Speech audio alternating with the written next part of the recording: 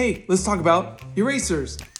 Different erasers have different strengths and weaknesses. Some of my favorites are the kneaded eraser, art gum or crumbly eraser, the magic rub eraser, the erasers on the back of a pencil, and the electric eraser. I have this little battery operated one, and this vintage drafting eraser from the 70s I affectionately call Large Marge. I set up a little pencil test with 4H, number 2, 5B, charcoal, vine charcoal, Prismacolor, and even a ballpoint pen. Let's see how they do. First up, the kneaded eraser. Definitely my favorite because it's easy on the paper and doesn't leave a mess. The art gum eraser I never really use. I call them crumbly erasers because they just kind of fall apart. The magic rub is the best of the best. It's clean, erases almost anything, and is easy on the paper. Never underestimate the pink erasers on the back of a pencil. They're really good, but not very durable. This tiny electric eraser from Derwent, it's great if you just need to hit a small spot, but I would never use it for large areas. Now, Large Marge is a drafting eraser from a company called Bruni. She's big, cumbersome, plugs into a wall, and eats lead for breakfast. I only bring her out for the jobs the others can't do, which can include ink. She's got a sandpaper type of eraser that's specifically made for ink. But be warned, her appetite knows no bounds, and she'll eat right through your paper if you're not careful. For me, the magic rub and the kneaded eraser are still the cleanest. But just like any art medium, try for yourself and see what works for you. As for Large Marge, I'll put her away until a job big enough for her large appetite comes along again. Sleep well, old girl. Yes, it's true. I have an entire drawer dedicated to stencils. I use them all the time for my paintings. It's a wonderful way to add detail to the backgrounds. There's patterns for pretty much anything you can want, and even though I already have dozens of them, I'm always looking to pick up more. I use them in my gouache paintings, my watercolors, and even when I added some dremeling designs to the bookshelves of the Hobbit hole. I picked them up over the years from art stores, hobby stores, and even Amazon.com. They come in floral, circular, Art Nouveau, Art Deco, so many different styles and looks that you can choose from. They're relatively cheap and kind of fun to collect, and you never know when you're going to want something special in the background that you just want to kind of doodle a little design or something like that. So yeah, I kind of collect them. I hope this helps. Gosh, there really are a lot of these, aren't there? Oh, and the thing I probably use the most is an old 45 record I have from the 80s. Something About You from Level 42, and it works perfectly. Okay, I'm gonna let you in on a little secret. This is not what artists look like when we make art. We don't wear a nice hat and a floral shirt and a vest. It's just not practical. But all my adult life, I had this crazy impression that artists dressed up in fancy clothes when they paint. Why? Because these are the images I was shown when I was in college. Artists in their studios holding paintbrushes and full suits and gowns and looking so dapper and elegant. It completely ruined my standards for how an artist is supposed to look. It wasn't until I was literally getting dressed up to make a video for you all that I realized that this is how you all imagine me when I paint. This is what artists look like when we make art. T-shirts, sweats, comfy slippers. It's quite honestly the least glamorous thing you can imagine. Especially in this day and age of influencers and beauty filters, it just needs to be said. We're artists, not fashion models. Did you ever think that maybe there's more to life than being really, really, really ridiculously good looking? But that's art. It's messy, it's fun, sometimes, but it should 100% always be done in comfy clothes. Always. I want to quit art because I just don't like the way that I draw. What should I do? This was a real question that someone asked me on my live the other day. And in that moment, I had two answers. The first one was an easy one. If you don't like your art, practice more. Draw what you see. Fill up sketchbooks with your drawings and observations, and you'll get better, I promise. But the other answer is maybe not what some people want to hear, and that is, if you're not enjoying making art, then maybe art isn't your thing. Because if you love to make art, then being bad at it is not going to stop you, right?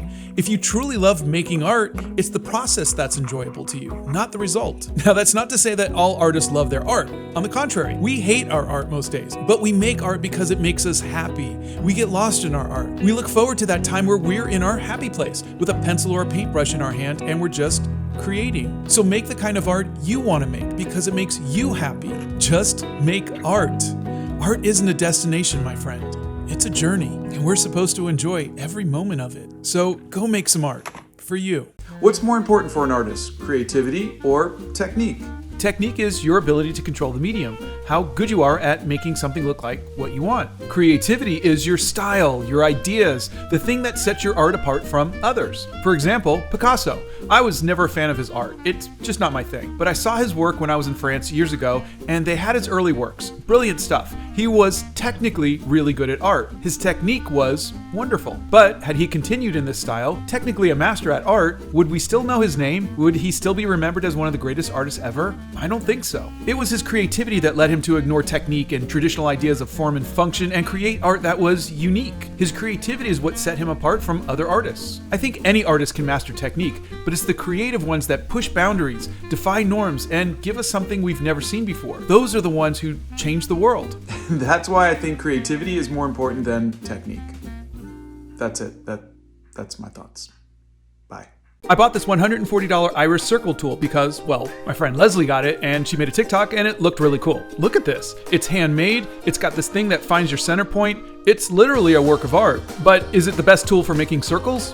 Not really. First of all, I found this one for $20 and it pretty much does the same thing. Totally not as nice and a bit clunky, won't hold still on the paper, but if you want to have it for the novelty of it, it's much more affordable. I also bought this circle maker from Australia and I can't figure it out. Normally, I use a 45 record. Works perfectly every time if I'm making the same size circle every time. For smaller circles, I have this template. It's amazing, never lets me down. But the most versatile circle tool I own is this compass. You can adjust to pretty much any size. There's an extender to give you up to 20-inch diameter for larger pieces of art. You can change the tip for a pen or a colored pencil or whatever, and it comes with a little case like this. Also, it's only $27. So, will I ever use the iris circle tool? Maybe, if I'm in the mood. But for my daily use, it's a template, a compass, and Something About You by Level 42. What is art? Ooh, that's a big question. And no, the answer isn't 42. My personal belief is art is up to the artist. It's not up to us, as the observers, to define what is and isn't art. It's up to the artist. If an artist wants to tape a banana to a wall and call it art, it's art. If an artist gives an elephant a paintbrush and calls the results art, it's art. If Salvador Dali wants to make a lobster telephone, it's art. There's no governing body given the power to define art. There's no rule of law that we must abide by. Art is art, and it's given the distinction by one person and one person only, the creator of that art. Only the artist has the power to define art for themselves. It's up to us to decide if we like it. That's it. And we don't have to like all art. It's okay to not like a particular artist's work, or a whole movement or style. It's okay if you don't get it. I sure don't. There's tons of art that just doesn't move me. But I'll never, ever put the art down. I'll never say it's not art. That's just being a snob or a bully. Art is defined by the artist, and that's good enough for me. All artists feel insecure. Every artist looks up to somebody else. Another artist whose work is so good, so perfect, that you just want to quit art altogether. I've resigned myself to just accepting I will never be as good as my idols, ever. But that's okay. I don't have to be as good as them. I just have to be me. Art is about individuality. It's about expressing how you see the world. All of us have a gut feeling of what our art could be like, if we were just a little more talented, or if we could just get our stupid hands to do what we ask them to do. We could figure out how to get the paint to work right, or if we just had better ideas. If only. The best thing that happened to me artistically was just learning to accept my art for where it is at this time, in this moment. Your art, just like who you are as a person, changes over time. You grow, you discover new ideas, new mediums, new ways of looking at the world. Insecurity will always be there. There'll always be artists that we look up to. We're all on our own artistic journey. We don't know where we'll end up or what our art will look like in the future. Just take a moment and be content with your art as it is today. Be happy with the artist that you've become. There's no such thing as the right way to make art. And anybody who tells you that is, well, they're wrong. I was asked the other day if I could explain the right way to hold a pencil. This young artist was told that they were doing it all wrong, and they were really upset. But how you hold your pencil doesn't in any way make your art better. There's no wrong way to draw. So I hold my pencil like this. I always have. I also draw with my hand, like this, placed on the paper and no arm movement. But some schools teach you how to hold your pencil like this. And you should draw from your shoulder like this. And there are reasons for this technique, and some good ones too. But it's a technique. It's a style. It's not a rule every artist has to follow. One of my favorite comic book artists, Eric Larson, holds his pencil so weird it's, well, just look at that. And he makes art that looks like this, with that weird grip and everything. Artists, there's no wrong way to make art. Hold the pencil any way you want to. Use the medium that makes you comfortable. Draw the things that make you happy. The world needs more artists making art and less gatekeepers making up rules about it. Creativity is a fickle thing. Some days you're overflowing with it, other days it's nowhere to be found. When you have too much creativity, it always feels like your brain is bouncing from one idea to the other, trying to decide which one you should do first, crippling you from starting any of them. You try to write them all down, capture that creativity in a bottle, save them for the days when there's no creativity, and that works, sometimes. But when you hit those empty days, those times when you have no spark, no inspiration, not an ounce of creativity, for some reason, those magical ideas you captured in a bottle don't seem so magical anymore. All of the color, the vibrance, it's all gray now. And it comes and goes, up and down, feast or famine, creativity and emptiness. This is the life of an artist. Sometimes a creativity feast is bountiful and lasts for days, months, years. Sometimes the creativity famine seems never ending. This is the ebb and flow of being an artist, of being human. Embrace it. Take breaks when you need it, and then ride the creative wave when the next one comes in. This week we tried out 5 brands of marker paper. Bienfeng was the winner of the no bleeding test. Etched Stone Paper and Borden and Riley were the winners in the blending test. But today I wanted to just play around with my go-to paper for markers, Strathmore's Bristol Board. It's not the best for blending, and it bleeds like, well, something that bleeds a lot. So why is it my favorite? Because I like the feel of it. I've been using Bristol Board since I was a teenager, back in the 1980s, and colored pencils work really well on it. So I always just had it around. I never tried marker paper. I didn't have the means to buy random things and just experiment like I did this week, and there surely wasn't an internet or YouTube to see what other people used. And so I just kind of learned to work with this. It's my comfort paper for colored pencils and markers, despite the fact that there's way better paper out there. And that's okay. These videos are just as educational for me as they are for you. I'm learning a ton, and it's really kind of fun too. But I just wanted you all to know that if you have a brand of paper or pencils or markers or whatever medium you use, and it makes you happy, then that's the perfect brand for you. There's no right or wrong brand. There's no perfect medium. There's what makes you happy, and that's it. End of story. What's the most important art material a new student needs to get started? A cheap sketchbook and a number 2 pencil.